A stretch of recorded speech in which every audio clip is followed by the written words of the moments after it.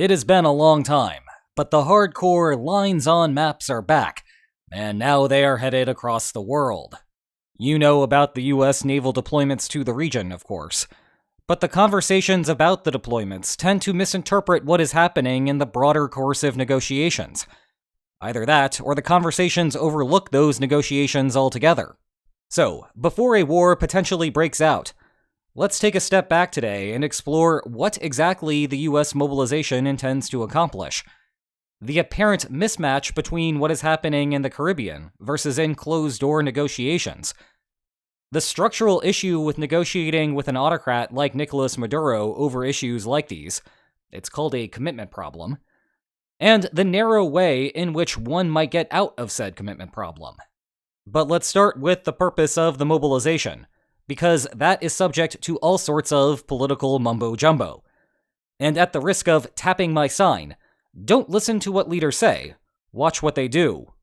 I do not think that any of us should doubt that Trump wants Maduro gone. Now, we could talk a bit about where that desire is coming from. Hint, it seems to be from this guy, or Secretary of State Marco Rubio, for those of you listening while walking your dogs. But explaining the White House power struggle that has gotten us here would require an entirely separate video. Maybe next time.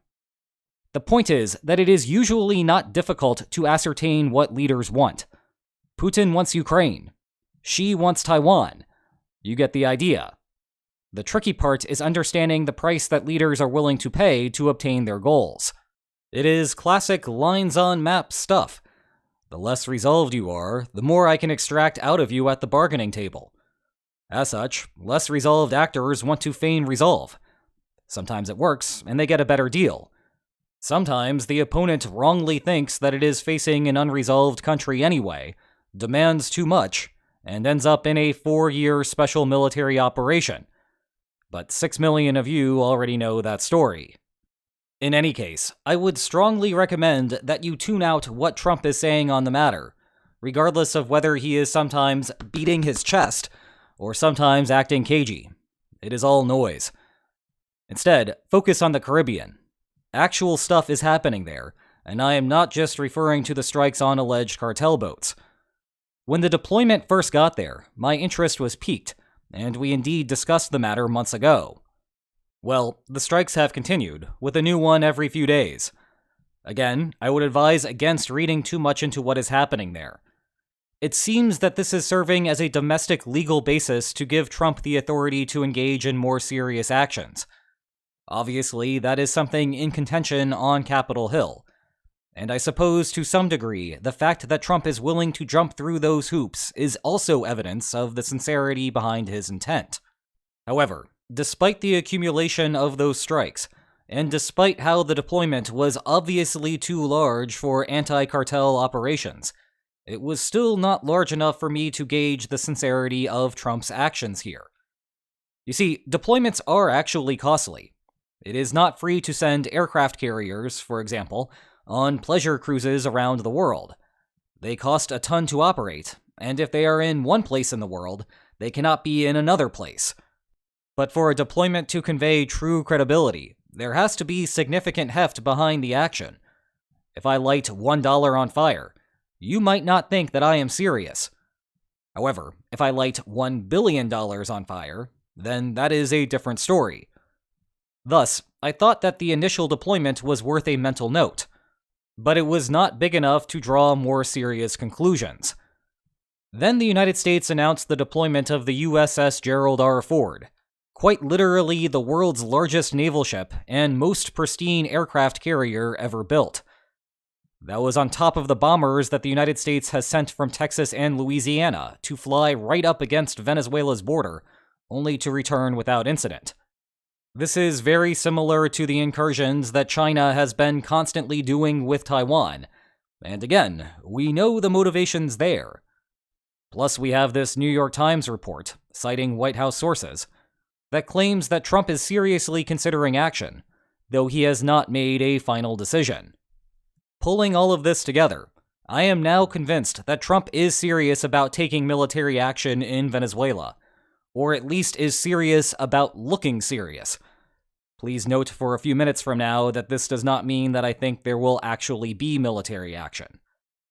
But the other consequence of such a buildup is that it will facilitate a better expected outcome of a war should one break out.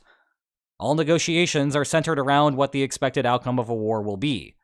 It is a simple case of line moves favorably. Thus, Trump has built up some leverage and demonstrated his willingness to go further. That puts the ball in Maduro's corner. Probably a football, not a football. And I need to take a time out here, because I do not think that the media fully understands what all of this implies for crisis bargaining. As a starting point, the parties are explicitly or implicitly negotiating over three things here. One is substantive policies, including things like immigration, Russian influence in the country, and the Venezuelan government's efforts to curb cartel behavior. Second is the Maduro regime itself. And third is the graft that Maduro can accumulate while serving as president. There have been some reports that the United States is negotiating with Maduro on the substantive issues, with sanctions relief as part of the deal.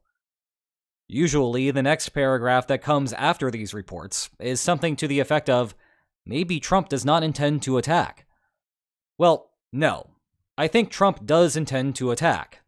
The key thing to remember is that political bargaining and war are two sides of the same coin. So pardon me for getting all Karl von Clausewitz on you for a moment, but the only reason for Venezuela to negotiate with the United States here is because of the intention to invade, or engage in an air campaign, or whatever it may be. If Trump were not serious about the situation, then there is no reason to offer concessions you do not want to give. However, it tells us little about whether a war is going to happen. If I, sitting in my living room, watching the United States mobilize for a war, can conclude that this is unlikely to be a pure bluff, so can everyone else in the loop. Now, this may come as a surprise, but Maduro does not want to be the target of a US air campaign. Shocker, I know. So of course he is going to attempt to reach a deal. And I also think that Trump could plausibly accept a deal and back off, despite his intention to invade or do whatever.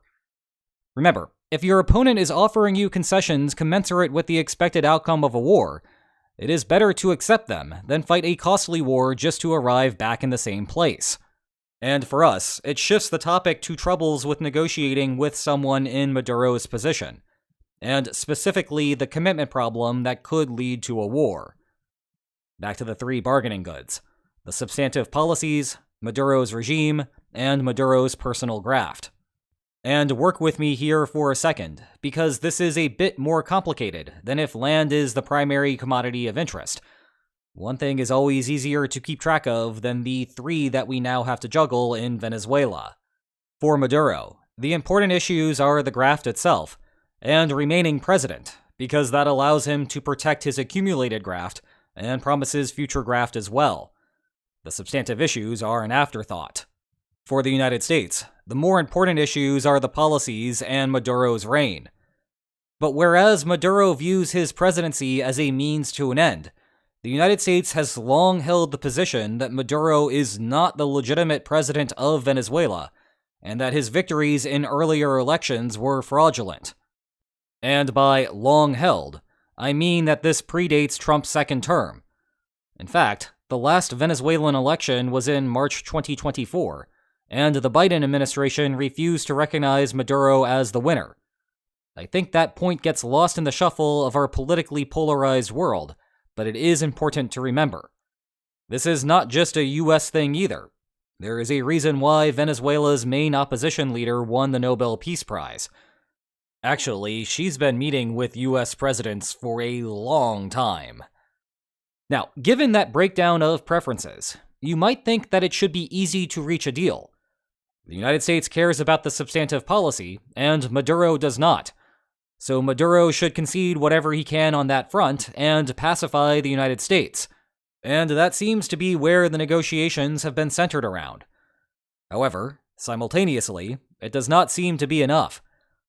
That is what happens when one actor is much stronger than the other, and settlements must be commensurate with the balance of power. It might seem that some type of negotiation would still be possible, though, with Maduro relinquishing power to satisfy US demands. After all, Maduro cares about securing graft, and the United States does not care much about that particular issue. Heck, maybe Trump will even give him a piece of candy on his way out. Or, more generally, why not give Maduro a golden parachute and send him on his way to a nice retirement community? Well, here's the thing. Deals in principle sometimes do not work in practice. Specifically with Venezuela, the key statistic is that 41% of autocratic leaders end up exiled, jailed, or killed after their tenures end. You see, the government that would replace Maduro would almost certainly jail him. They cannot credibly commit to let bygones be bygones either, because Maduro loses all of his coercive power the moment that he steps down. As a result, the odds are much greater than 41% in this case, and jail might be the best outcome for him, because he could also get killed in the process. In fact, I would sooner bet that he departs for Moscow before seeing what happens if he stays. You know, I hear Assad has started racking up the gamer badges. Seriously. No word on whether he has switched from Balatro to Ballpit yet, but perhaps he and Maduro could start playing some duos in Fortnite? Anyway, the point is that Maduro's opponents cannot credibly commit to uphold the necessary personal concessions to Maduro that might induce him to step down. And don't at me, this is an official White House photo. Settlements may exist that would, in principle, leave both better off, but this commitment problem prevents the parties from putting them into practice.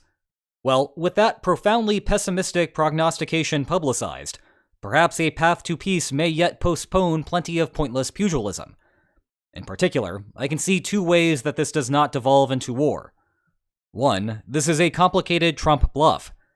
That he is serious about looking serious, but is not actually serious.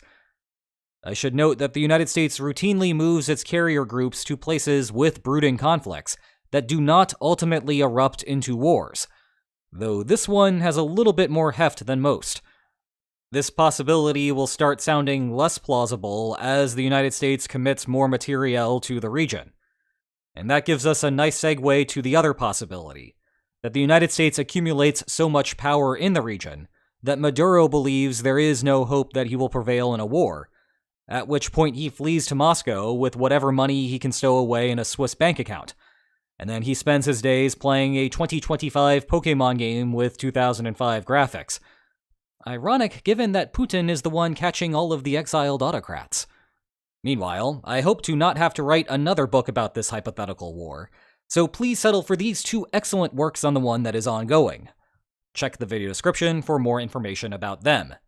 And if you enjoyed today's video, then please like, share, and subscribe, and I will see you next time. Take care.